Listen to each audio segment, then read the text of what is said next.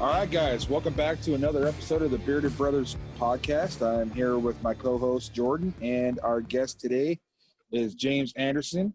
He is the general of Nevada, lives in Las Vegas. Alrighty. Yeah. So, thanks for being on the show. How's your day Thanks been for so having far? me. Oh, it's been a nightmare, bro. Oh. We were doing we were shooting for the goal to do 2,977 push-ups yesterday for 9/11 tribute. Yeah. And then I think by the time, so I started when I got to work at 7:00. Yes, By the time I got home, I was only at like 2:30, 2:40 or something like that. And then another general jumped in. I kind of voluntold him. He's a Marine as well, so I got him involved, and then a couple guys from Discord jumped in. Nice. And then we started doing combined totals. I think that's cool. Yeah, I was checking out your stories yesterday. Man, my wife was really ripping into me about my story. Yes, she was. I was on the phone with you for that one. It was pretty good. She's like, what the hell are you doing? You've got nothing but tiny dots going across your story. It's like, I gotta get it all. She's like, why don't you just like record all of this in a time loop and a time lapse, and then just put it all at once, so it's just one video. And I was just like, well, I gotta, I'm doing this in steps here. Like, I gotta do 10, 10, 10. Like, I can't do that. Yeah, fair. Right? Like, man. Yeah. But so needless to say, my chest and my triceps are just done for. Fair. Yeah. How you feeling today? How is that? How's the chest? It's tight. I've been stretching all day. Definitely tender. It's like when you go do your workout for the first time you ever do chest workout, and then the next day you kind of, the slightest little like flex, you can just feel it. Yeah. It's definitely what I've got going on right now. Feels like it's just gonna tear right out of socket. Yeah. And then trying to pick my son up out of his crib, man, I was like, oh my God. Yes. Fair. Like, I have no strength to like do any kind of like grasping around anything right now. Yeah. How is the little man doing? He slept for fucking like 20 minutes, bro. Literally. Or maybe it was I don't even think it was an hour, bro. I don't know what's going on with my son. I put him down for his nap, and then all of a sudden, like, I went to the store to go get my drink, and I come back, and my wife's like, he's awake. I'm like, what the hell are you talking about? I go over there, and he's just like, what's up? Wide awake. Yeah. What's going on? Like, come on, kid. Like, Duct tape, man. Here. I told you, duct tape, dude. Yeah, and then all I gotta do is, and then I just gotta dull out the noise of him screaming and hooting and hollering. NyQuil. You're not the first person to tell me that. I know. I saw Samantha's comment. What was that? Was that today or last night or whatever? Yeah, this morning. Yeah. She told you to do NyQuil. She's like, I told you, NyQuil. I was like, I don't tempt me. Like, oh my man. Got to get some sleep somehow, man. More like I'm gonna down a fifth of Jack and then just crash. Hey, that works too. Too. Yeah, facts. I mean, I've been known to finish a bottle of Pendleton whiskey and then get me and Jonathan kind of in trouble and then go to bed. No, I'll just go curl up and then pass out and never see the world again. Fair. So, how long you been with TBS? Was it May? Okay. April or May? So not too long. It's only been like Nice. 4 or 5 months. What drew you to TBS? Well, first it was had already been trying like different beard products, so I had already been the grocery store stuff you can get, freaking the beard club, Yeah. some of the other ones that are out there, and every single one, while their stuff was all right, not many beard companies have like a variety of scents to choose from. For one, most of them, it's like you get either woodsy smell or no smell. Yep. Take your Yep. pick. Facts. So Yep. And that's kind of like what I was telling him with the I use that badass beard care, and they have one that's called Viking something, like Viking Honor or something like that, and yeah. No. Yeah. So, with all the with all those, I stumbled across the beard struggle I think it was on Instagram, and then I got on there, looked at the prices, and then of course, when I went on there and I was like looking through it, I was telling the wife, and I was like, it's free shipping. She's like, really? Free shipping? So I was like, oh, I'm already in the door, so I'm good. I was like, I'm gonna get an ultimate kit. I'm gonna pick this. I was like, well, what scent do you want? And she's like, well, read them off. And I think the first one I got was Valkyrie's Ode. That one to me, is like, it's like a manly, sophisticated smell. Yep.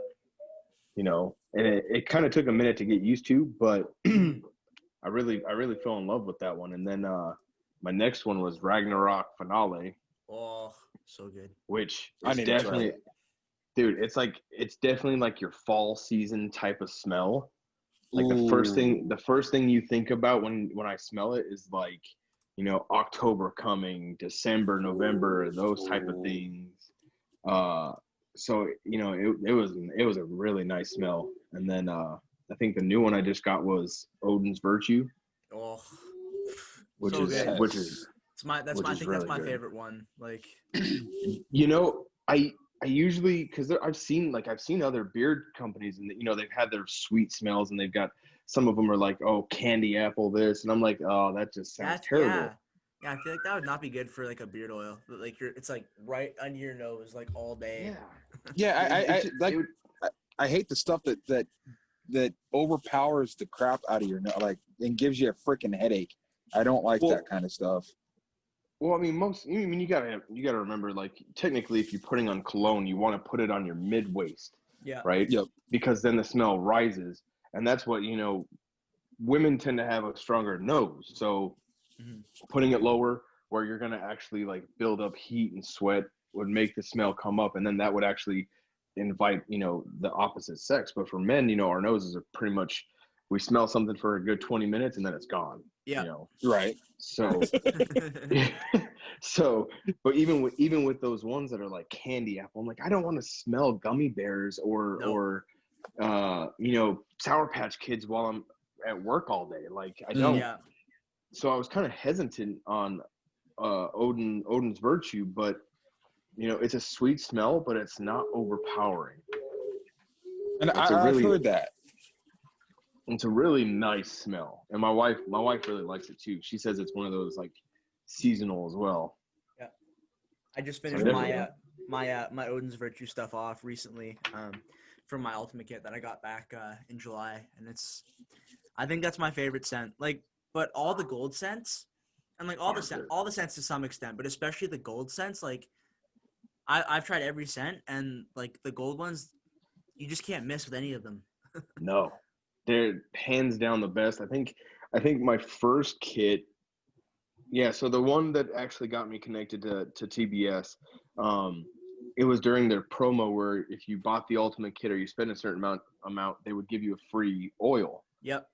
So they gave me Viking's Honor as an extra oil, a nighttime one. Yep. And I really liked the smell. The only thing that threw me off the first time was like the it's almost like the mint. Yeah, fair.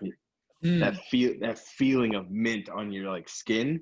Yeah. Okay. Like, whoa. I was like, this is crazy. But so did it kind of like have like a menthol feel, like you're rubbing like mentholatum or something on you? Okay. Yeah, exactly. Which I kind of got that with Viking Storm when I first used it. It kind of gave me like that cool sensation coming over my pores and my skin when I used it. And see, and I like that. I like that especially after a shower. Right after you just washed your beard, getting that feeling of like, it's almost like putting on icy hot, but not like getting all crazy. But true, right? It feels like it feels refreshing. Yeah. So I like that feeling, and then I got a story about icy hot, but that'd get us demonetized real quick. You don't even know the Marine Corps debauchery. I got stories, man. So before you went into the military, did you have like a beard, any facial hair? Were you like clean kept or? So I'm Japanese descent and Inuit descent, so Alaskan. Yep. So typically you're not going to see much of this on anybody in my heritage. Well, before I joined the military, I had sideburn chops. Nice. And like this dirty Sanchez mustache. Looking back at photos wasn't a good look. That's why you don't see me with a mustache much anymore. Because it just does not look right. Yeah, I did. I shaved off my beard last year to raise money for Movember. And the mustache is not a good look. No. I can rock the mustache. It's like, I can rock a goatee. I can rock a chin strap. I can rock a full beard. I can even just go like the dirty Sanchez, or I could do like the mullet chops and do like a little soul patch with the. Right. I can rock it and I look good. That's like it's a case by case situation though, because not everybody can rock everything, right? A full beard typically everybody could get away with. It's just it is what it is, as long as you've got enough. But when you start cutting it down to just certain pieces and stuff like that, it's like, dude, that mustache does not look good on you, that looks like a 70s porno stash. You don't want to go there. Yeah, so the black and white one here. Yeah. Jordan. Yeah. Oh, Jordan. It's the goatee was working, man. Yeah, I like the goatee. But I've been growing it out like for a while now, and I like how it's looking now. But if I was to shorten it, I would definitely go back to a goatee, because I do like that. But the mustache, never again. Never again. Dude. Yeah, that's how bad it was for me. And I was 17-year-old punk that was just I was a $145 soaking wet. Like, it just was not a good look. Fair. Right? I see all the pictures that my mom saved. I'm like, what was I thinking? Man. Dude, oh man, if you guys saw any of my pictures, dude, like, oh my god, man, some of the stuff that I did when I was a child. No. No. So, dude. So you kind of had facial hair before you went into the service, and then you went into the service. You were in the service for 5 years? 5 years. Yep. Cool. And then it was shave every morning and afternoon. Every day. Every day. You never got the facial hair order? The no shave shit? Yeah. Nope. Oh, bro. I was one of those guys that could dry shave even against the grain and never get a bump. Oh, bro, like, dude, that. Yeah. That just gave me chills down my back. Ooh, God. Ooh. I was only one of few that could actually do that. Yeah. But no, I never got a no shave shit. That is hardcore right there, dude. Like that's somebody that you don't want to fuck with. Facts. Yeah, I've done the no shaving cream like before as well. Just when I'm just like too lazy, but it doesn't mess with my skin too bad. It's just kind of like not as comfortable as it could be. But, yeah, dude, I get like freaking bumps all over my skin and look look like I just got like freaking diaper rash on my face. Oh, Ooh. I mean, you know, it definitely feels like you're rubbing sandpaper across your face. Facts. Yep. And you're like scraping off just skin. But, you know, it was sometimes, man, we would be out in the field. So it was, you know, you'd wake up, you would shave, and at most you had water. Yeah. So, I mean, you had water. That was just to clean the blade so you could actually shave it again. Yeah. But then, you know, midday, you know, when I was a Lance Corporal, my sergeant would come up and be like, Anderson, what is that? I'd be like, what, Sergeant? He's like, what is this? And he'd fucking start flicking my cheek, and he'd be like, you better go shave. And I told him the first time, I was like, Sergeant, I don't got nothing to shave with. He's like, here's my straight edge. Have fun. Oh, so no. you learned the hard way on the straight edge then, huh? Yeah. Well, at first I wasn't doing it right because, you know, I'm all worried. Like, I don't want to just slice off my cheek. True. Like, Right. I never mess with a straight edge. Like, Yeah, what? I never have either. I'm not. Well, and those things aren't cheap, man. Like, Yeah. to get a legit one, you're talking a couple $100. Like, Really? yeah. I've looked into it. It's like Yes. $100 at like minimum for a decent For a legit one that comes with the rubber, well, not with the rubber, but the leather strap that you hook onto something and you pull it and you do this shit back and forth to straighten the edge. Oh yeah, dude. To get a good one, it's like a couple $100. I'm gonna pull up Amazon. Yeah. You know, but the funny thing is, you say that, but I can walk into this truck stop here in Ocala, Florida, where I'm at right now, and I can go in and I can buy a straight edge. Yeah. Yeah. Yeah. So let's go. Yeah, so I mean you can get a couple, like, they look like they're those are decent. cheap, yeah. Yeah. Yeah. But to get like a good professional barber grade, like a barber would use, yeah, well, you're talking. That one's $22.97 US, and that's similar to what I've seen barbers use. But yeah, no, I don't want to. I'm good with the one that I've been using. If you ever go to your barber, like, see, some of them don't even have like a detachable razor blade. Yeah. It's So just a straight up straight edge. Yeah. Yeah, it's just a straight edge. You have to sharpen it yourself. Ugh. You know, and fun fact, did you know, like, when men and women go through barber school, in order for them to be able to get certified on a straight edge, they have to take a whole complete other course for that.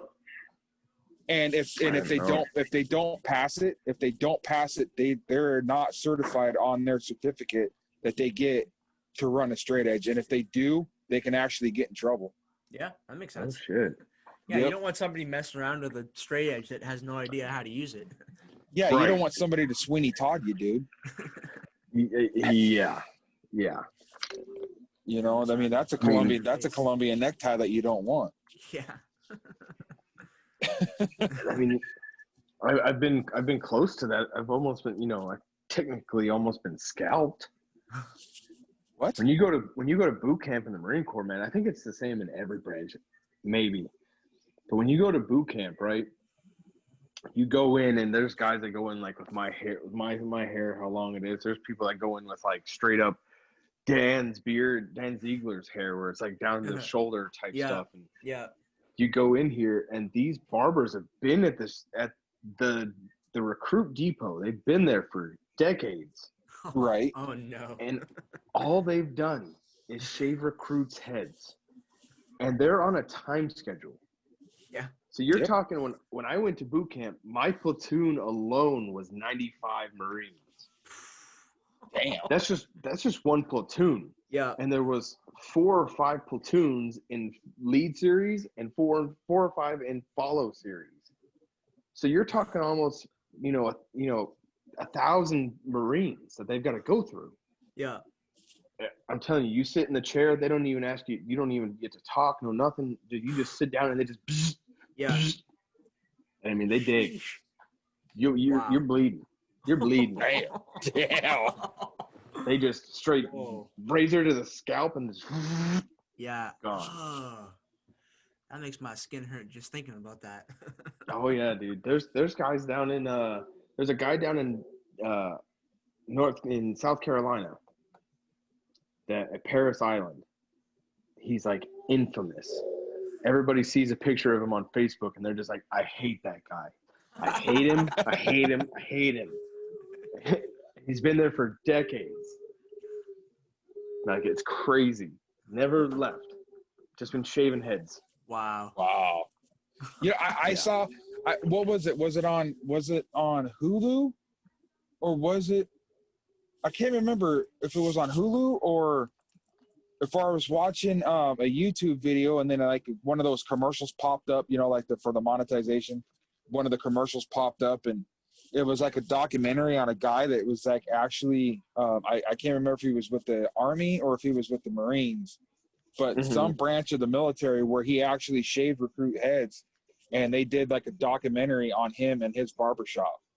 Oh, God. Yeah. Did they label it Devils of the Barbershop? I can't remember what it was named, but it actually looked pretty interesting. Oh, those guys, man. They have no care at all for anybody that's coming in. Yeah, they're Nothing. just going ham. Yeah. They know the rules of engagement. It's just straight shave the kids' heads, kick them out. That's it.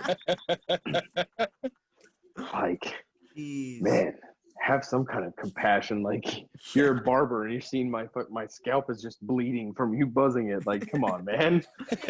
Jeez. Oh, man. So how long?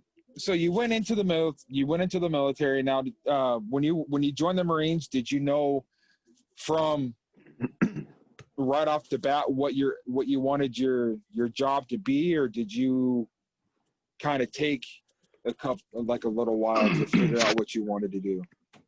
No, so I went to the recruiter initially. To be honest with you, I went to the recruiter to just shut him up because he was calling me every day when I was in high school. The man sold ice to an Eskimo. All right. Wow. So after he had totally sold ice to the Eskimo, which is funny because it's truth. Yeah. They go over like what you want to do. So yeah, you know, I wanted to be a grunt. I wanted to be, you know, front of the lines. They call them bullet catchers. Well, yep. Okay. Then he's like, all right, well, you know, list your top three. So it was 0311 grunt, or then it was motor T mechanic, diesel mechanic, cool. And then my next one was heavy equipment mechanic. Okay. And so then he's like, all right, well, we'll go take the ASVAB real quick, and then we'll see what's available. So I go take my ASVAB. Then I come out, and then he goes back there, checks it out, sees the score or whatever, comes back. He's like, all right, well, SOI, School of Infantry, is full. There, we don't need any bullet catchers, so we're gonna put you as a diesel mechanic. Okay. Like, how is your bullet catchers full? Like, war is still going on right now. How are you not low on these numbers? So I was like, well, whatever, you know, that's cool. So going into boot camp, you already know what you're gonna get, unless you just go in under, I think to be like, you just go in without knowing. They're just gonna toss you wherever. And it's all based on your ASVAB. Okay. If you're not smart, you're more than likely gonna get grunt for sure, guaranteed. But if you score anything, then, you know, there's guys that go into radio battalion and they get super top secret clearance. Oh, cool. They intercept traffic from Taliban or whatever enemy that we're up against, and you know, they know all the languages and everything. Wow, cool. Like, it's crazy. Yeah. So it was pretty much the reason why I picked automotive as my second and third was just so that I had a means to get, you know, when I got out, I had a leg to stand on. Mm-hmm. And we were kind of talking about that yesterday during the phone call, actually. Yeah. It's, you know, that's the problem with a lot of homeless vets is most of them are are grunts that just don't have any other skill or talent, Mm-hmm. you know, don't have any knowledge in any other kind of blue collar or white collar job or anything. So they come home and, you know, what can they can go get a security job, but Mm-hmm. True. you know, some of them have been through a lot of stuff and Yeah. turned to drugs and stuff like that. So, you know, there's like multiple factors that come into play, but I didn't want to be in that situation per se. I had already gone through automotive training in high school and everything else, and I was already planning to use my GI Bill, my post 9 to become a mechanic anyway. So Cool. that was pretty much it. Mm-hmm. Nice. That's cool. Nice. So, if you don't mind me asking, how many tours did you do? 1 in Iraq and 2 in Afghanistan. Cool. Iraq, I went in 07. It was nothing. There was nothing going on. It's pretty much dead. It was, oh, hey, we're doing convoys. Okay. You want to go? And I was like, hell no. Out there, man, sandstorms out there were just brutal. Brutal. I believe it. Okay. What was one of the craziest like storms or just like something crazy that you saw over there? Like as far as like a storm or just like something that you're just like, damn, like what the hell? I won't tell you. I don't know if I should tell you the most crazy thing I've ever seen. I guess I could give you a rundown kind of it. Up to you. We'll kind of keep this edited. So in Afghanistan, I was part of what's called the advanced team. So we would end up my platoon was motor T truck platoon. We got split up. The mechanics got split up and put with different groups. So I was detached with 2-3 Golf Company. So I got to go with their advanced party to the FOB we were at. So the FOB is your forward operating base. It's away from everybody. Okay. It's away from all the big generals and shit like that. Mm-hmm. And so we advanced, went out there. Well, I went out there. There was two guys from snipers, 2 guys from recon, 2 guys from the QRF team, 2 guys from EOD, Mm-hmm. you know, our first sergeant and a couple other people. Mm-hmm. So I got to know those guys pretty good, you know, and it kind of opened up the door. It allowed me to talk to the supply guy. They had a grunt running supply, so I was able to get a lighter flak jacket. Okay. Because then the flak jacket that we had to wear was like this big bulky thing you had to flip over, and oh man, it was a nightmare. So a SAPI carrier is it only has the front plate, the back plate, and then 2 side ones, but it's not all this extra stuff. So you could actually go arms all the way up and stuff like that. Cool. So I got in good with him to go do that. Well, long story short, I wasn't doing anything, and snipers were going out one night. And, you know, I caught up to the guy that I had spoken with before, and he's like, "Hey, you want to go out with us?" I was like, "Fuck it, yeah, why not? Let's do it." So next to our FOB, it was 2 mountain ranges, and we ended up hiking up this mountain range, and we stayed there, and you know, we stayed there pretty much like a whole day. But when the morning came, it was, I can't even remember what time it was, like probably like 07 in the morning or something. Okay. And we're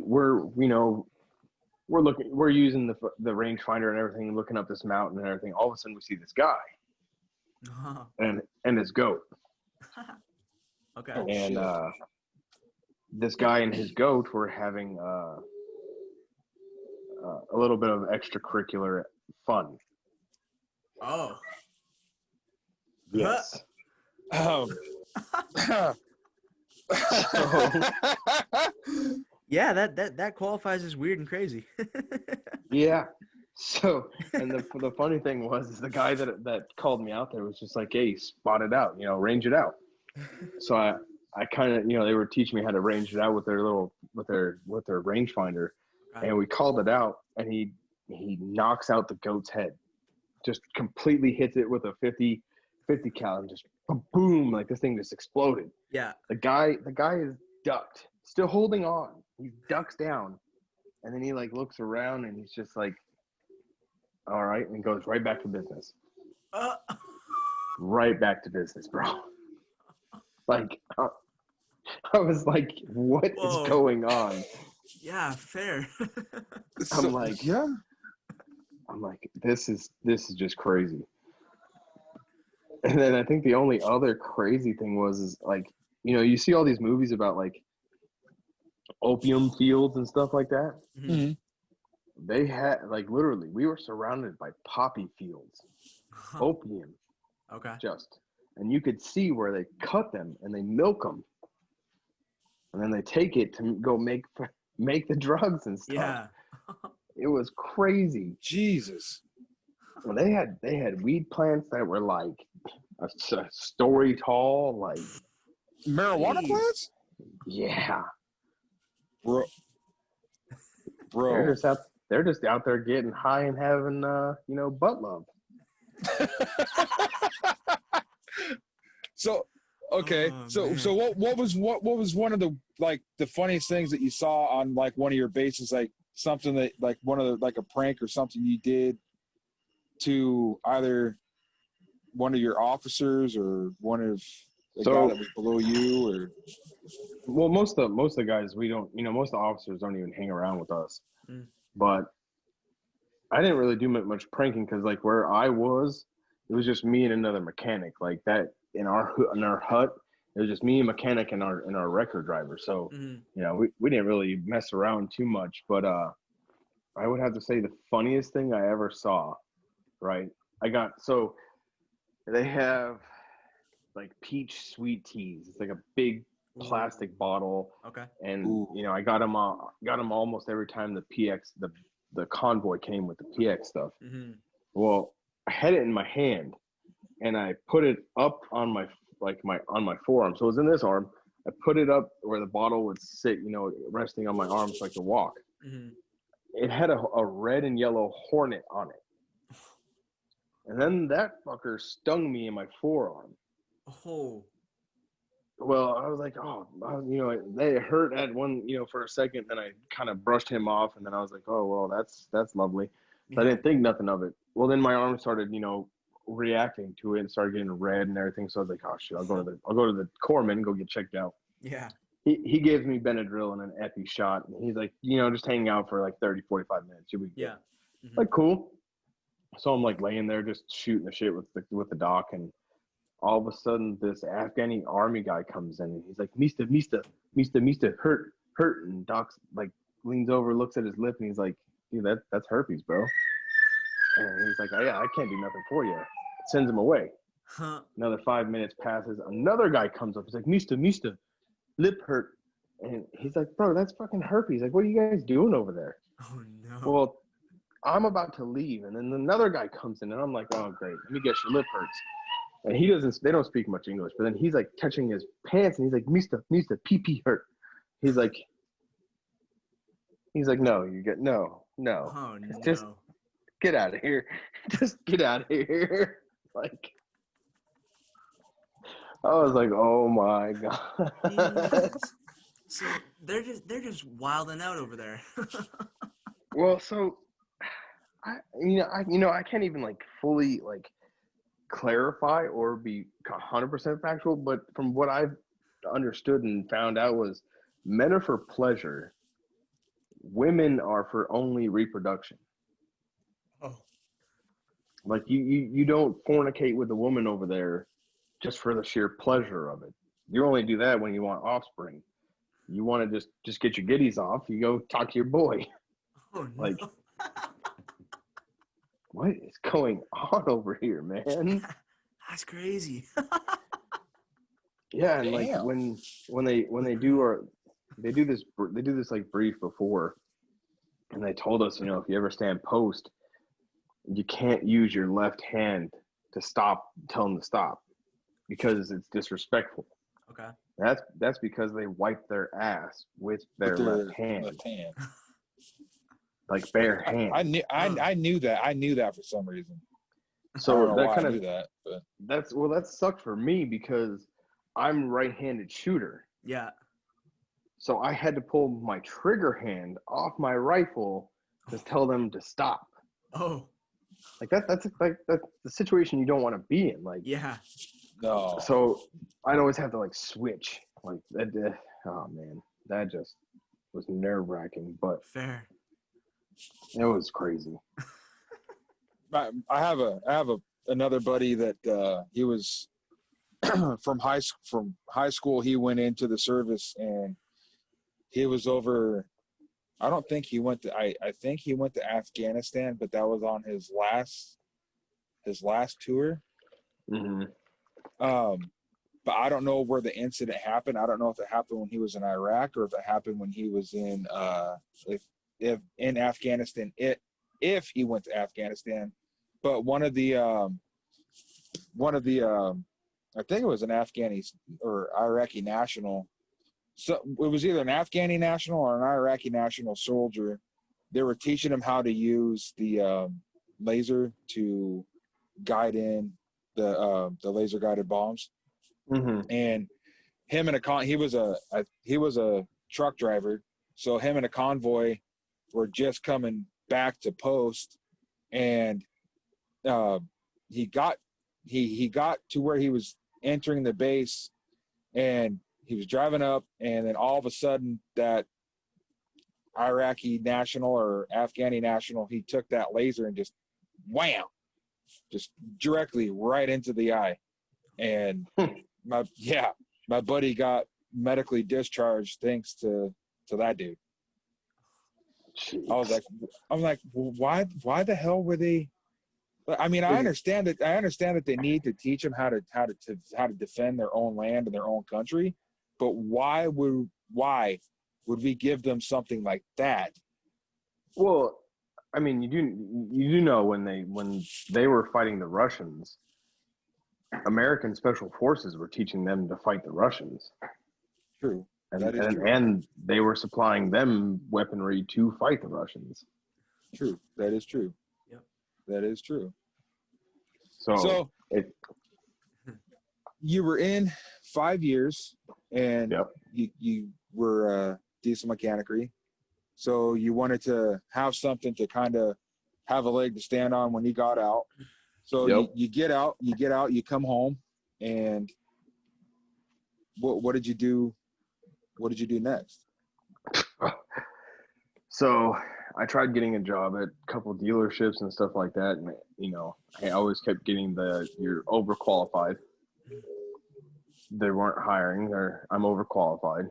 And this was even during the Obama push for hired veterans. So that was a big slap in the face. And then a couple of them were actually honest with me. They were like, look, dude, I just can't pay you what you're worth. And, for anybody getting out of the service, it's just give me a spot. Yeah. Let me be your bottom feeder, and I'll work my way up. Like, trust me. Right. So after, I think it was like 6 or 7 applications, then getting turned down, I got a job with my brother at U-Haul. Okay. Which sucked. We had this conversation too. Yeah. You're talking about taking a Marine that just ran 90 men and was, all about, you take my kindness for weakness, I'm gonna fuck you up. Like, going into this up top fucking customer service job where people are pissed at you for everything that goes wrong in their move, even though you had no part of it. Yeah. I didn't even check you. I didn't even give you a truck. Like, I'm just here taking the truck back from you, and like, they're pissed off, like they want to kill you because the move went bad. Like, dude, they didn't give you a key. That's not even my part. I don't even have anything to do with them. Like, so that was like an eye opener, dealing with that, trying to be customer service. Like, I didn't have any PR. I didn't have any, it was basically like, just, I didn't have a filter on my mouth, so it was hard. Yeah, fair. I know that. Yeah. So then while I was working there, I went to, it used to be called Denver Automotive Diesel College, and it became Lincoln Tech. So I went to Lincoln Tech, got my associate's degree in automotive, and then right after that, I went to their welding program, got certified in MIG, STIG, and TIG. Ooh, yes, lovely. and I had a job opportunity. What's crazy is I had a job opportunity. So after that class was done, toward the end, they had a couple companies come out, and they take the top 5, top 10 people, and they basically say, all right, you're going to do this certain weld. Then we're going to cut it into 4 pieces. One's going to get x-rayed, one's going to get bend, 2 are going to get bend, and then the other one's going to just be visual. Yep. Well, 4 or 5 of us pass, and they're like, look, we want you to come work for us. So, some of us are like, all right, well, what's the rundown on it? And the one that offered me a job was like, look, it's 6 figures, but you're going to have to move to Wyoming. You're going to have to sign a 1-year contract stating that you will not leave Wyoming. Yep. After that, we don't care. You can drive back and forth. That's all up to you. But for the first year, you are required to stay there. We will provide housing. And, I was like, that's tempting. But at the same time, like, I've got family in Wyoming that, they got to drive 2.5 hours to go to the grocery store. Yep. What? No, fuck that. I'm good. Yeah. And that's exactly it, too. Like, I'm not trying to go huff gas and, be another statistic for suicide. Like, that's all that is, man. I was like, no, I'm good. So you are certified in welding? Yeah. Awesome. I need to go get my certification in welding. I took a welding course in high school, and straight right from the start, because we started out on oxyacetylene, and then we moved to stick, and then we kind of did a little bit of MIG and TIG, but our main goal and our main focus was stick welding. And as soon as we got to that, my teacher, he comes walking by and he goes, dude, he's like, you're laying down passes that a dude that's been doing it for 40 years is laying down. Like, I mean, it looks like a row of diamonds, or like a row of dimes, or a row of pennies, or a row of quarters. He goes, you need to pick up on this. And like you, I had that job opportunity with a company, and I took it, and I was a laborer, and and I was a laborer, and I wasn't supposed to be a laborer for very long. So I worked there for they said, you'll be a laborer for 6 months, and we'll show you, because you're not certified in TIG, you're certified in stick.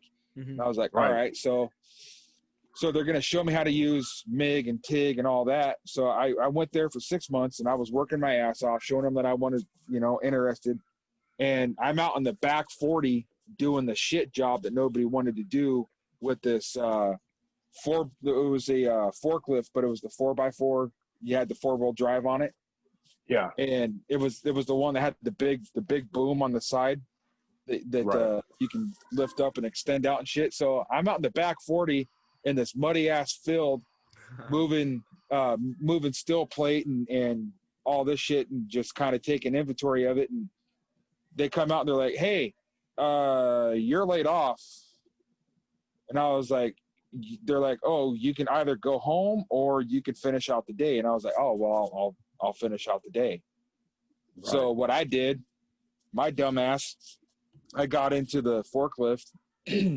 I buried that son of a bitch up all the way to the driver's seat in the fucking mud puddle that was back there in the back 40. So I come walking, I come walking back up to the main shop, and my supervisor comes walking out, and he goes, what's going on, man? He goes, I thought you were sticking it out for the day. And I was like, nah, I thought about it. I got another job opportunity. My dad just called me. He needs help out there on the construction site. So I'm going to go back to doing concrete and, see you guys later. And I was like, oh, hey, by the way, the forklift stuck out there in the back 40. He goes, what do you mean it's stuck? And I was like, it's stuck. I don't know how the hell they got it out of that mud hole, because nice. I think they needed a crane. Yeah. Yeah. I mean, it was stuck. Like, it was straight up stuck. Oh, that's funny. Oh man. So, you said you had a kid. How many kids do you have? I I got two. I got an 8-year-old daughter and an 18-month-old son. Nice. Very nice. Very nice. Captain Shafid.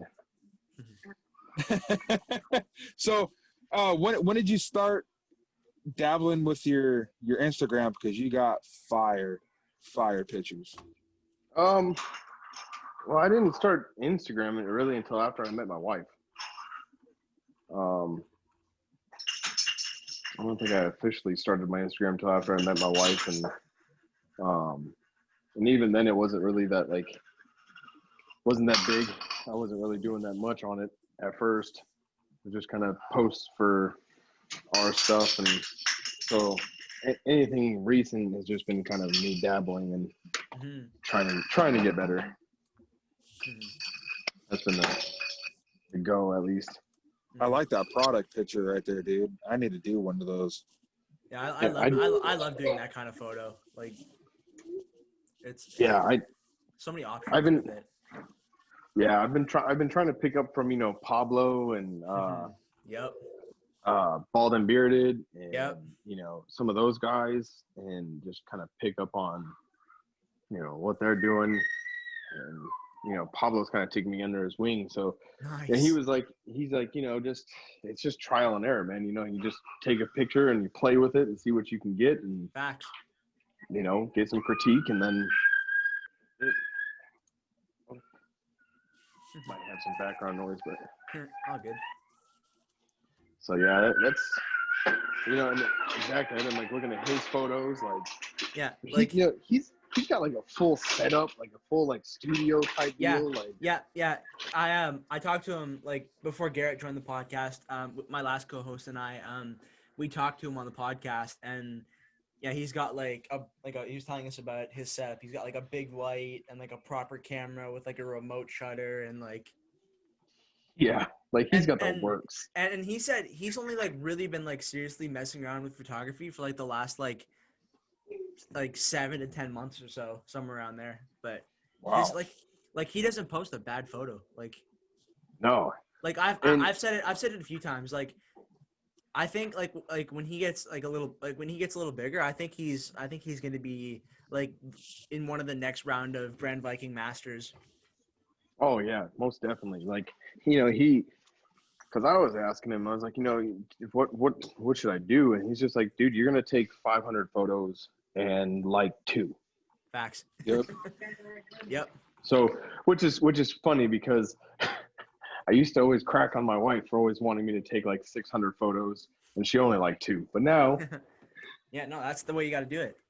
now it makes sense. Yeah, like I was doing a photo session for Instagram recently. I think I took like 99 or 100 photos, and I think I posted like 10 or 15 of them in like a couple different posts. Right. So we were talking about this. You said your wife, she had like a conference or something with like somebody that helped her with her Instagram page. So how do you take what your wife got from that seminar and told you, and how do you wrap it in with like your daily posts, and do you take that, since you're now the general of Nevada, do you try to help your guys? Definitely. Well,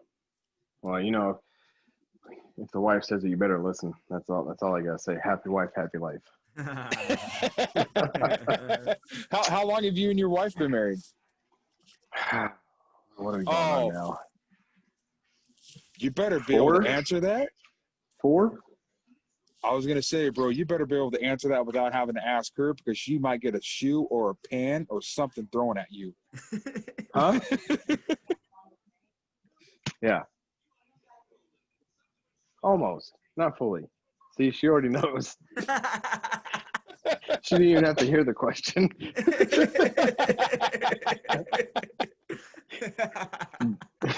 Garrett said I better not have to ask you, otherwise I'd get the shoe in. I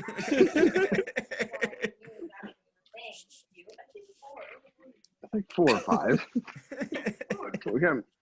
We got married in 2017, so it's almost going to be.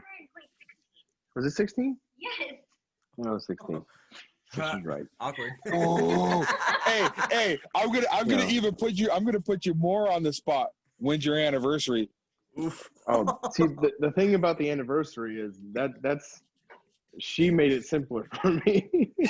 Like even our dating, quote unquote dating anniversary, she made Cinco de Mayo.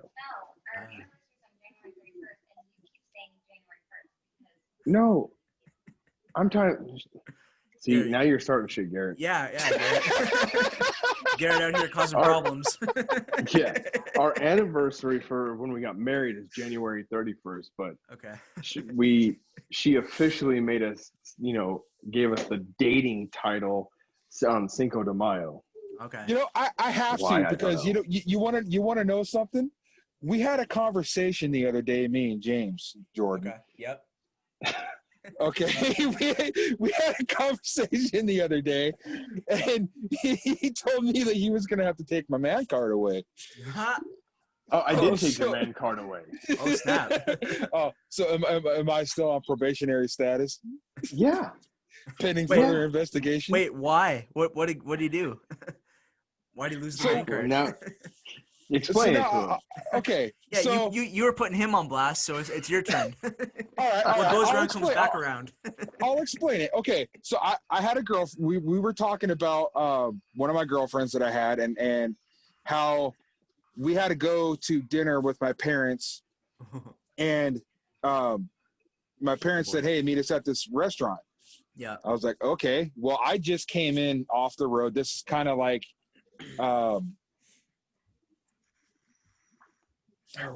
was it? No, we didn't go to dinner with my parents. So we went to dinner with somebody. I can't fucking remember. Well, anyway, You were going to dinner. You were just going to dinner. Yeah, we're just going to dinner. Yeah. But I came off the road. I was kind of when I was learning how to drive truck, and being already in the business with my dad and being out on the road with him, I used to be one of those dickheads that used to cut trucks off and all that. Well, I didn't think that I've ridden with her, but I didn't think that her driving got worse. Well, it did. So I told her, I was like, I don't want to drive. You go ahead and drive. And we're going down the road. She comes on the fucking highway. And I mean, dude, she come over like, here's the truck. Here's her vehicle. Like, I mean, dude, when she came on the highway, it was like that. And I'm going to tell you, I screamed like a bitch. Fair. I made her stop. I made her get out of the driver's seat. I got in the driver's seat, and we proceeded to go on. And I looked at her, Nice. and I said, here's the deal. I said, we're done. This relationship is no longer. After this dinner, we are not boyfriend and girlfriend no more. We're done. And she's like, what? No. She's like, you're going to break up with me because of my driving habit? And I said, yeah, because obviously you don't take my fucking life into your hands. You don't care. It's like, no, you're not doing that. So I told him that I'm pulling his man card for pulling something that a woman would say. Fair. Yeah, that's fair. Well, and then the Michael Myers, and then we the Michael Myers story. And then we got on the Michael Myers story. Yeah, we talked about that on yesterday's podcast as well. I got so many ideas for pranks now. I mean, bro. Exactly. I mean, come on. Like, seriously, how are you gonna have Michael Myers, and then a person runs into a freaking kitchen, and there's a butcher block right there, but freaking knives. Like, come on, bro. Run your big ass into a freaking sporting goods store, grab an AR-15, a handgun, a hunting rifle, or go to an army base. You can buy those kind of guns in like a sporting goods store? Yeah. Used to be able to. Okay. Well, I mean, I don't know what communist state you guys live in, but in Idaho, hell, I can go and buy. I'm in Canada. Well, so you used to be able to buy them at like Walmart, but not anymore. Walmart has jumped on the bandwagon. I see. Well, I'm not talking about like Walmart. I'm talking about a sporting goods store like Bass Pro Shop or Cabela's or right. But I'm Warehouse. saying that it used to be where you could go to Walmart and you could buy a pistol. You could go buy a Glock at a Walmart. Now, the most you're going to do is buy a BB gun. Yep. Yep. And maybe you will. Mine up where I live in Kellogg, Idaho. We have a Walmart in Smelterville, Idaho, and you used to be able to buy a AR-15, or you could buy a 22 long rifle with the AR-15 style body. I think they also sold in 17. What is that? A 17 H&H? Not an H&H. Is that an H&H? No. I think so. 17. No, I don't know. 17 something. They used to sell them there. Now you walk in and they used to have like a big ass selection of freaking handgun ammunition. And this is in Idaho. Idaho, red state. We're not trying to get into politics, but for Trump, for gun, pro two-way state. Two-way. Yeah, you can't even walk into my Walmart anymore and buy the 22 long rifle that looks like an AR-15 or an AR-15 at Walmart no more. Yeah. The only thing they sell is shotguns and hunting rifles, and that's it. Yep. Okay. Single bolt. That's it. Yeah, they've cracked down on that. Well, you know what I want to do? I want to come to freaking Vegas, and I want to go to that shooting range. No, you don't want to. They're expensive, bro. Yeah, but they are retarded. But dude, I've never shot a fully automatic weapon. You're not missing out on anything, bro. I just want to say that I did it, dude. Fair. I get that. Like, I've shot in a Mark 19. You remember the gun that Terminator used in Terminator 2? And he was shooting the smoke grenades out at everybody? Yeah. It looks like a rail gun, but it's really just it's a grenade launcher. The MK19 is nothing but a grenade launcher. But it's literally butterfly handles and tripod mounted like that, belt fed. It's just awesome. That's her right there. Yeah, Big Bertha. That's crazy. That's a fun one to shoot, and the sound that thing makes, because when you're shooting it, it's just do do do do do. Yeah. And then you wait a second, and it's do do do do do in the background. And they put those on top of our Humvees and our 7-tons, like. But did you have the 50 cal? Did you have the 50 cal machine gun up top or what? Yeah, some of the vehicles did. Yeah, the 50 cal machine gun. Oh yeah. I want to shoot one of them sons of bitches. That's a fun one to shoot. Holy. It is. That thing is heavy, and it's fun. Fun as fuck. But again. Real world scenario, you're really never going to get the chance to actually do that. Yeah. Bro, if we have a zombie apocalypse, bro. You are going to be the first one dead. Why? Because I'm fat? No, because you're the first one that's going to go sit down and try and use a tripod mounted 50 caliber machine gun. No, well, dude, I'm going to Rambo that shit. You're not Ramboing nothing with that gun, bro. That thing is heavy. Just mount it on the side of your truck and just camp out in your truck. Just cut a hole in the side, just like mount it on the side and just out the window. I would much rather have an AR-15 and just have a ton of ammo. Yeah, facts. True. I would rather carry the weight of a ton of ammo than you carrying that big thing with a small amount of ammo still struggling. Because I guarantee you I'm leaving you. I'll let you shoot that thing, but guess what? I'm leaving. And I'll be miles away. Bro, no, man, you can't do that. Once you're with the pack, you got to stay with the pack, homie. You're only as strong as your weakest link, and if you want to be the weakest link, stuck on a 50 cal machine gun, by all means, bro. But guess what? Sometimes you got to cut off the leg. So yeah. That is. Not to toot my own horn, but I am extremely accurate with an M16. So, you by all means, you spray and pray all you want. Hey, I love that phrase. It's so good. I know. You probably got the Marksman Achievement Award. Okay. I've got multiple experts awards. You don't gotta rub it in. All right. Go into that. Go into your awards. Why? Because it might be interesting to somebody. True. It's interesting to me. Mm-hmm. I'm probably one of the few they call us pogues. So if you talk to a grunt, I'm a pogue. Personnel other than grunt. No, the military gets hard on acronyms, bro. I swear. Right. They've got acronyms for everything. KISS. Do you know KISS is an acronym? Huh?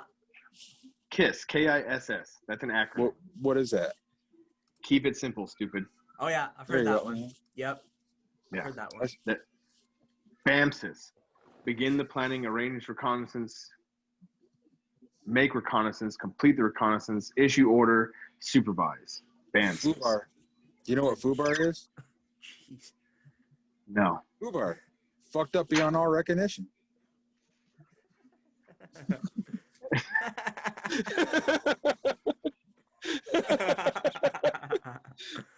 I'd have to say the Army. You didn't watch Saving Private Ryan, bro? Come on. You know how long it's been since I've watched that? God, I think the first time I ever watched that. You know what's crazy is the first time I ever watched Saving Private Ryan, I got fucking nauseous as fuck on the beachfront scene. Yes. All that blood, I don't know why. It just overwhelmed me.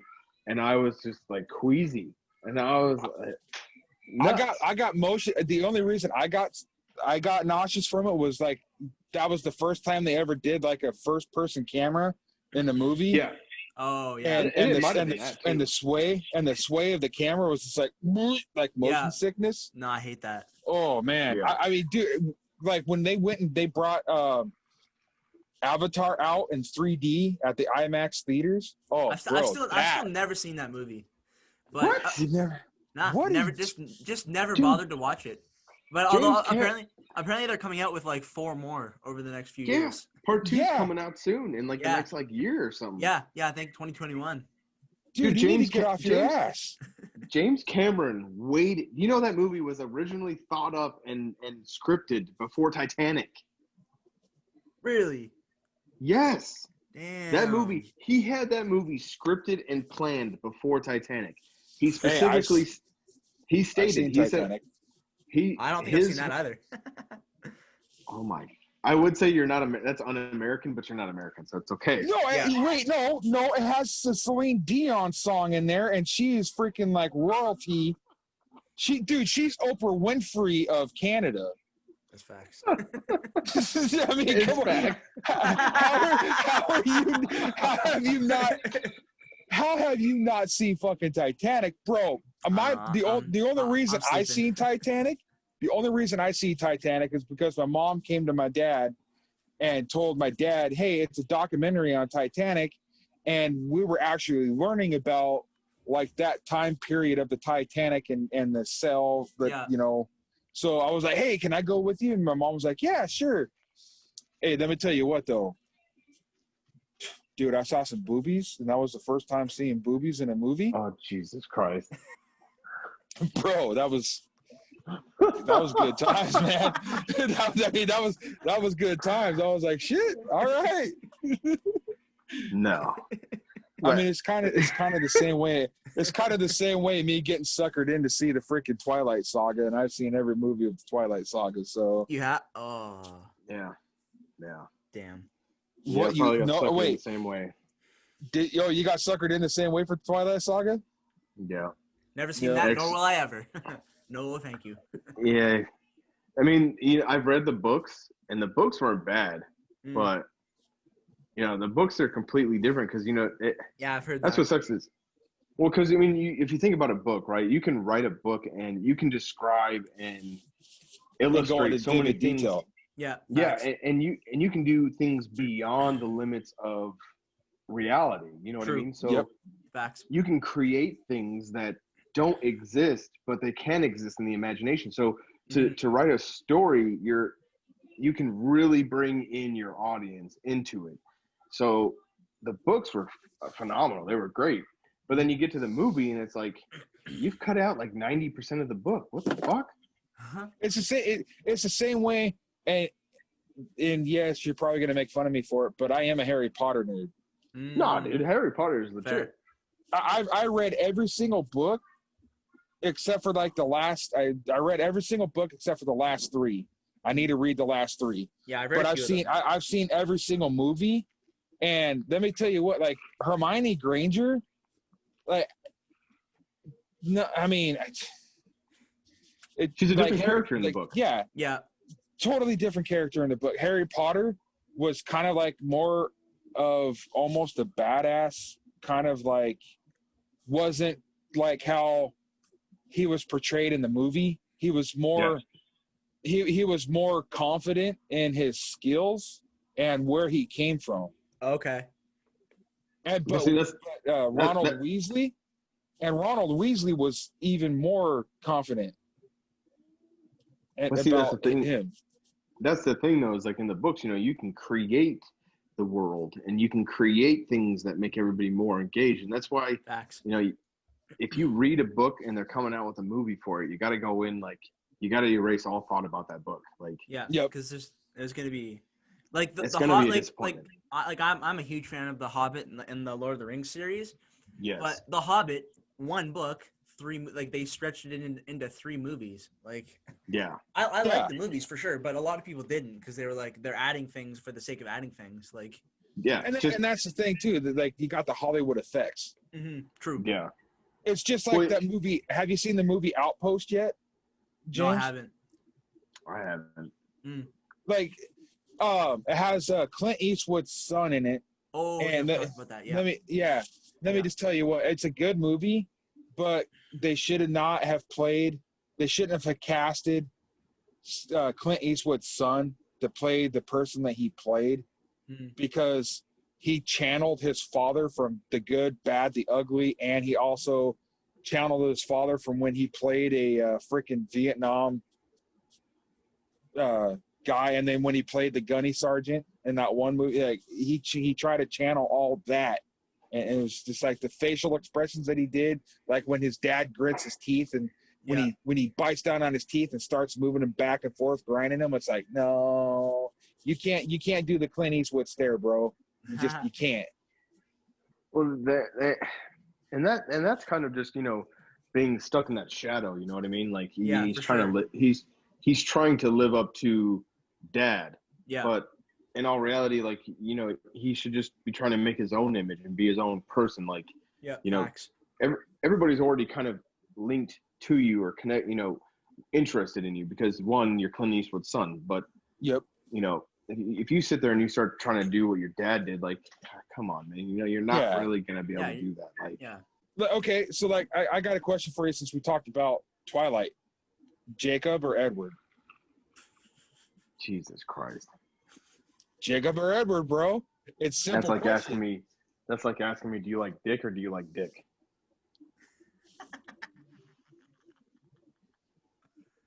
And it's funny that you're not even rebuttaling to that.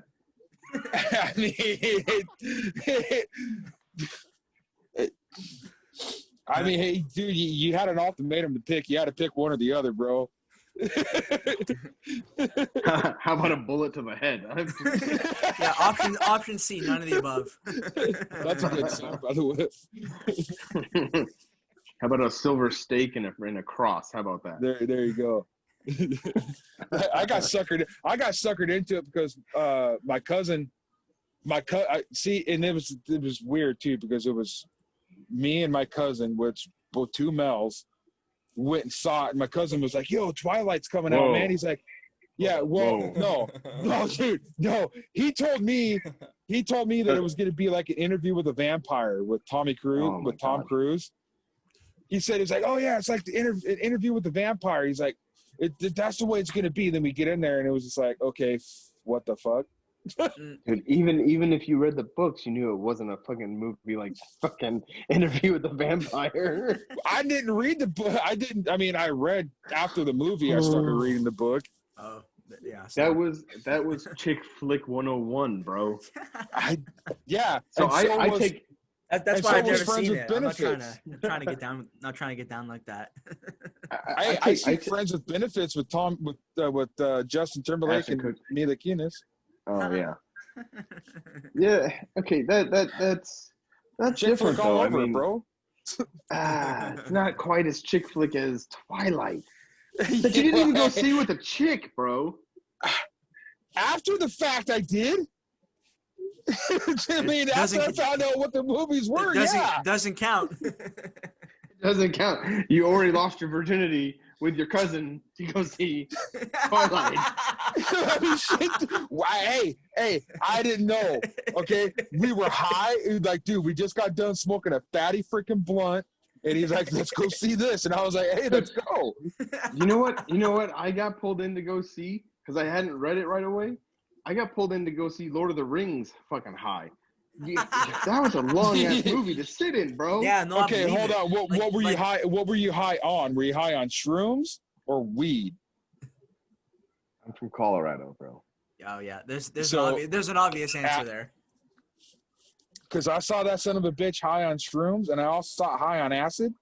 You saw Lord? And Bro, that was probably crazy. You want to know what's really trippy? You want to know what's really trippy? Me and one of my other cousins went and saw Alice in Wonderland with Johnny Depp high on fucking shrooms. No. That movie's weird when you're not high. So like I didn't like the high, like bro, tripping on shrooms? Yeah. It depends on what shrooms though. It depends on shrooms.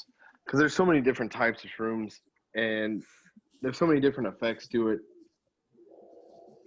Because I've had some where it was like, this was all during high school. So obviously, I'm not even doing none of that stuff now. But yeah, for a fact, I'm not doing that too because I got a truck, got to drive trucks. So.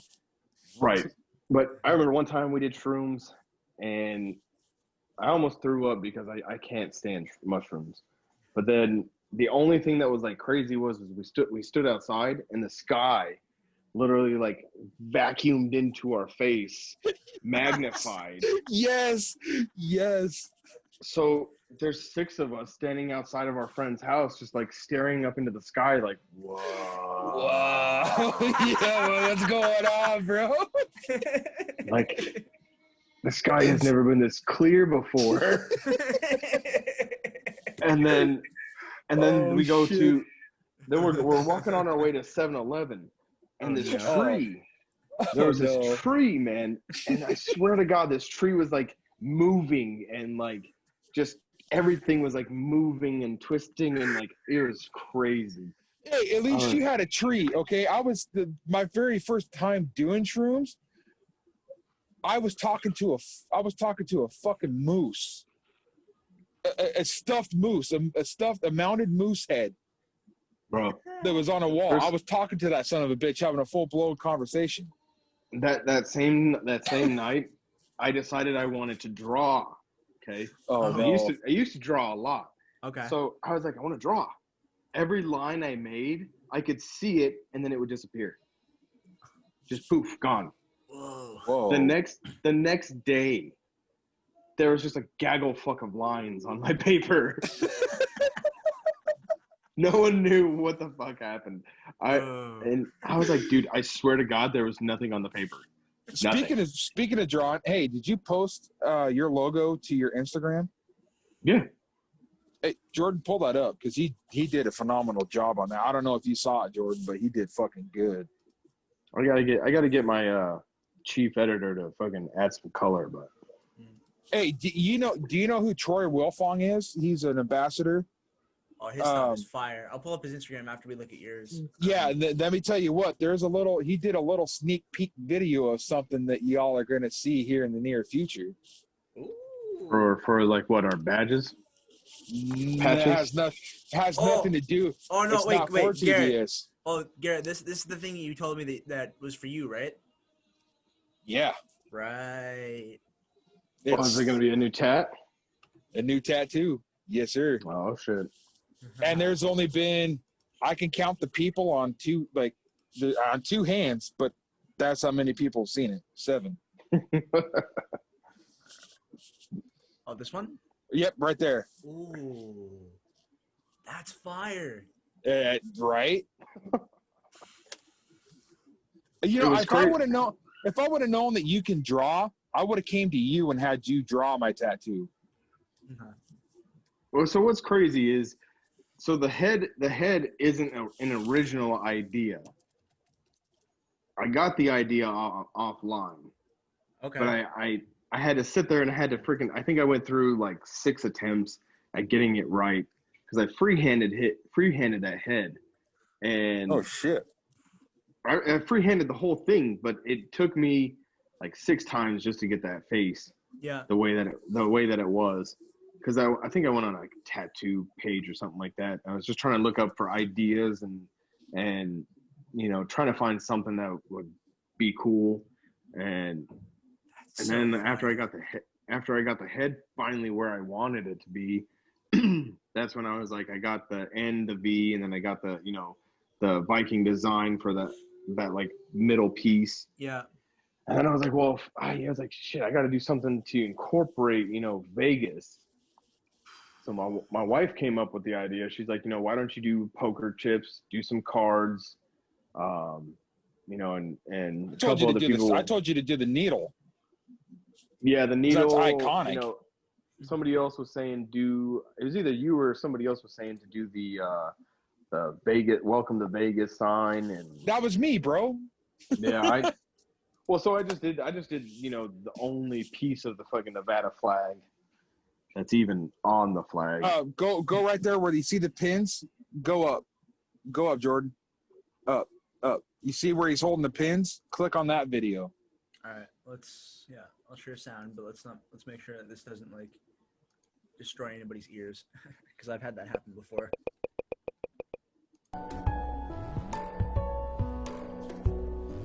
I already know what he's drawing right there. I already know what he's doing.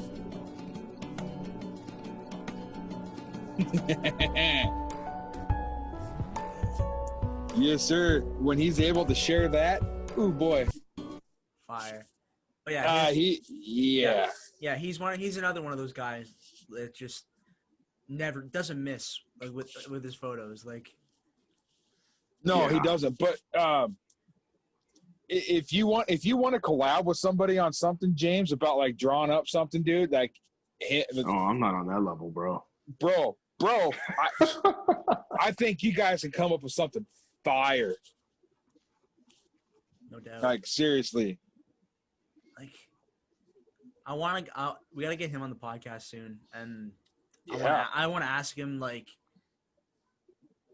everything, like what camera he uses, like what he uses to edit, like, because this is just fire.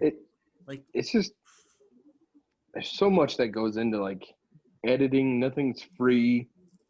Like, man.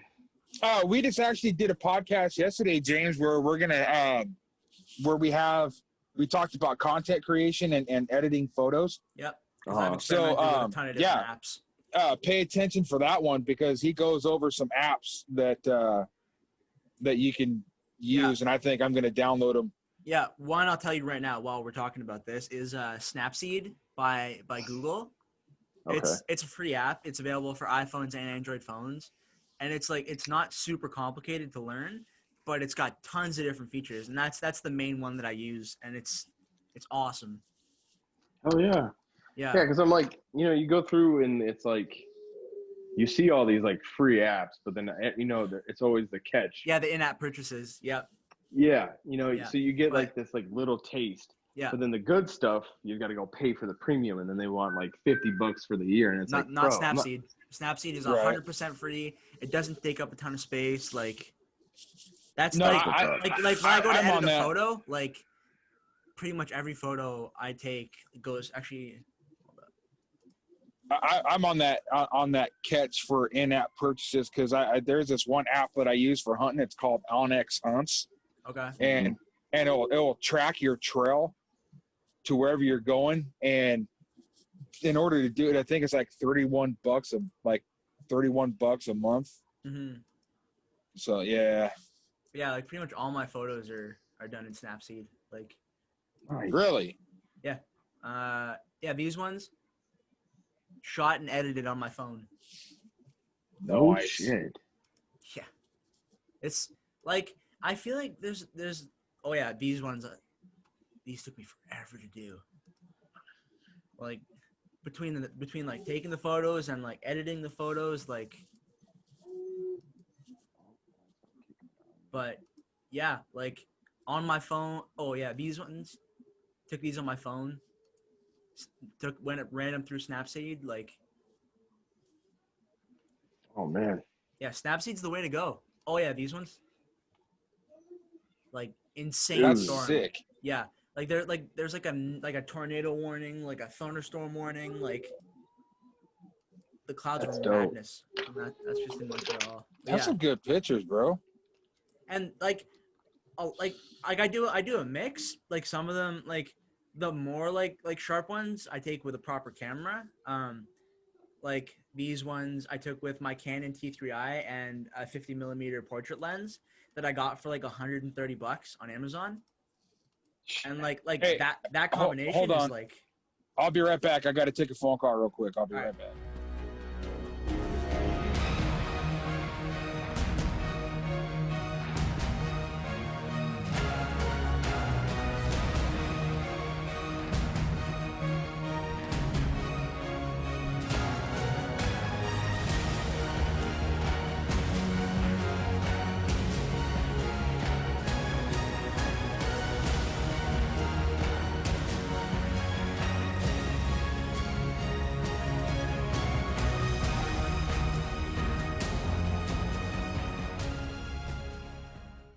Alrighty, everybody. So we're back from the break.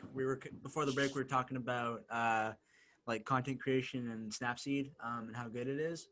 Anybody watching, if you haven't used Snapseed and you're trying to edit photos and upgrade your social media game, like get Snapseed.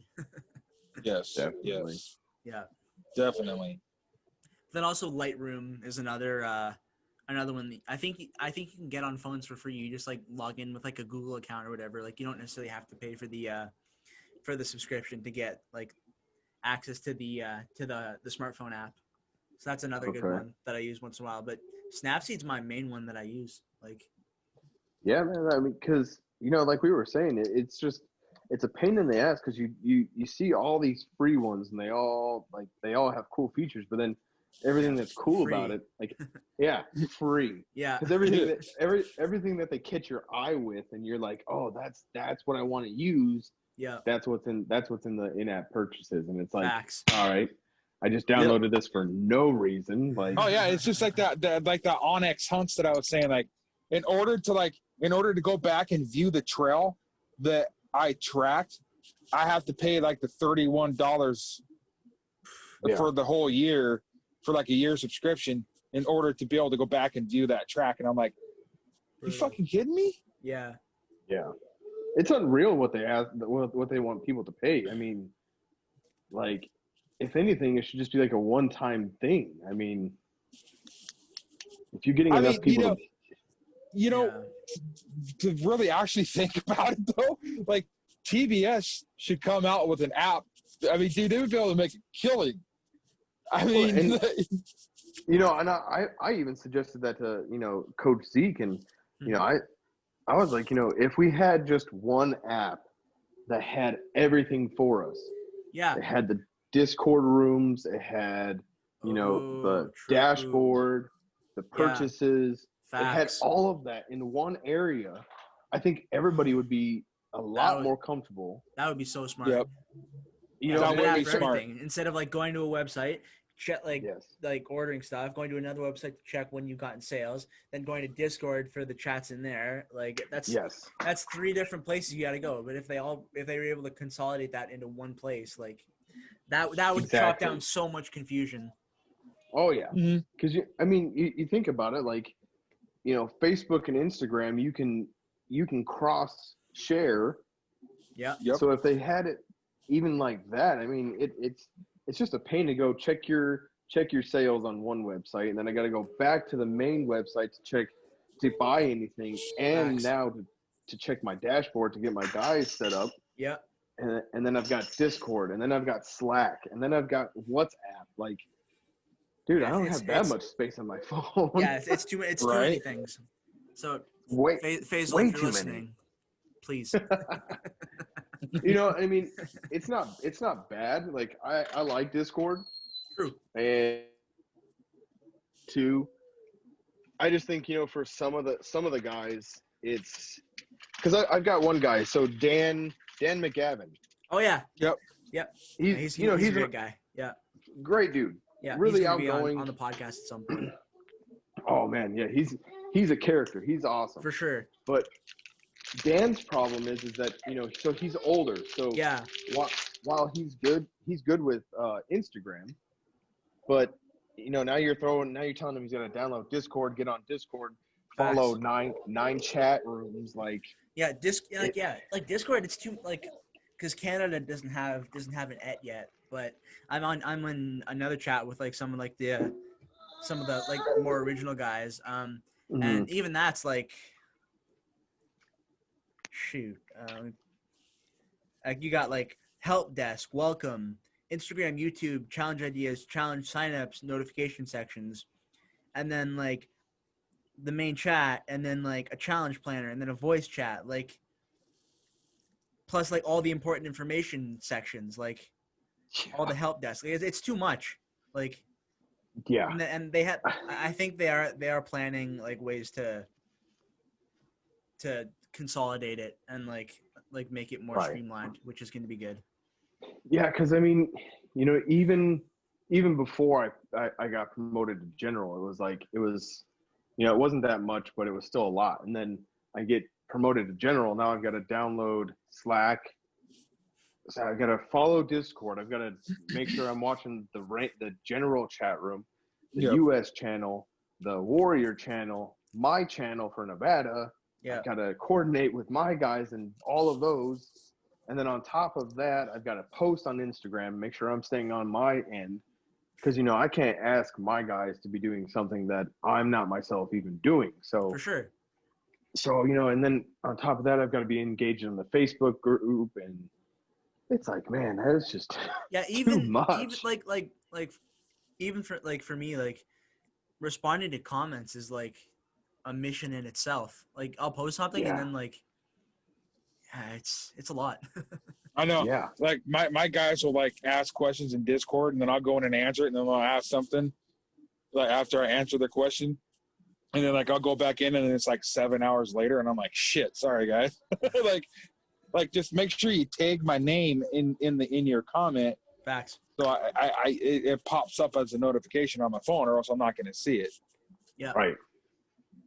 Yeah, and I mean, some of the guys, because like my problem is Dan isn't active on Discord, so now I have a Nevada group chat on Instagram because that's Dan's home. So that's where I get his interaction. Yeah. And then, some of my other guys don't interact anywhere but on, Instagram, or some of the guys are more on Facebook. So it's like, I gotta like chase everybody around and like, I know. Then that's where I'm at with my guys too.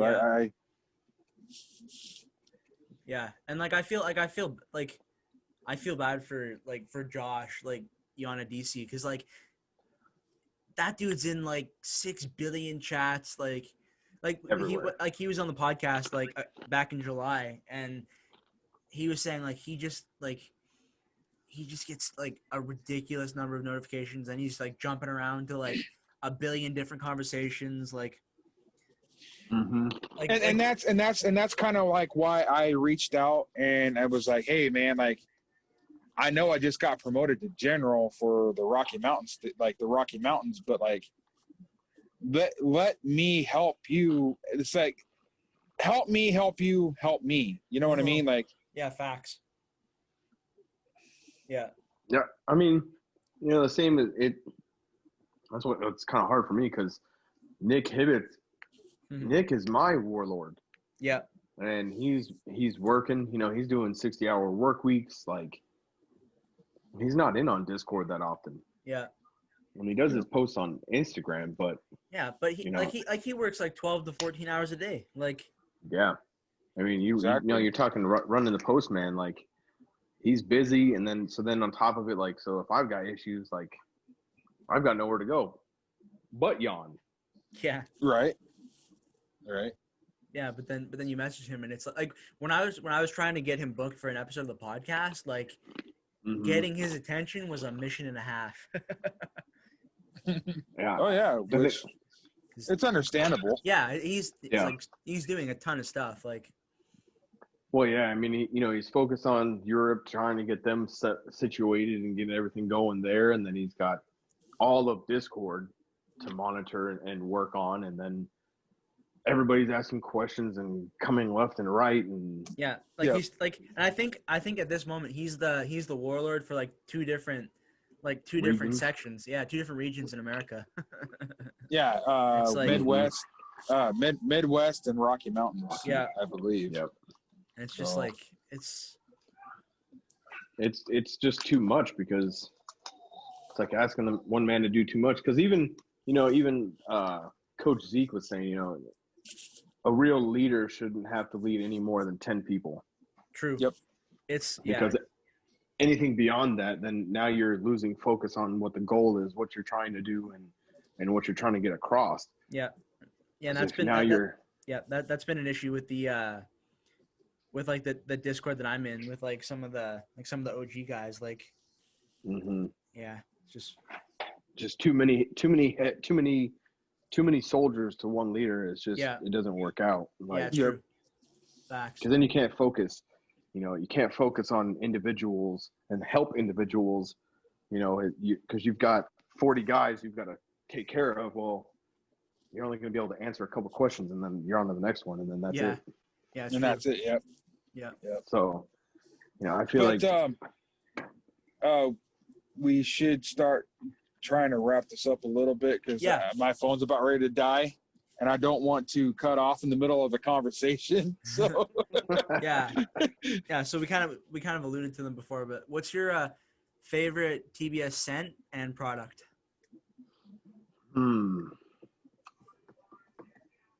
I'd have to say Valkyrie's Ode is definitely my favorite smell by far. I feel like that one I could use year round. Yeah. And my favorite product, I really love the bombs. Okay. Yeah. I obviously the oils are hands down. I love the oils. Yes. Yep. The oils are great. And I love that the day oil has UV protection characteristics and night has more moisturizing.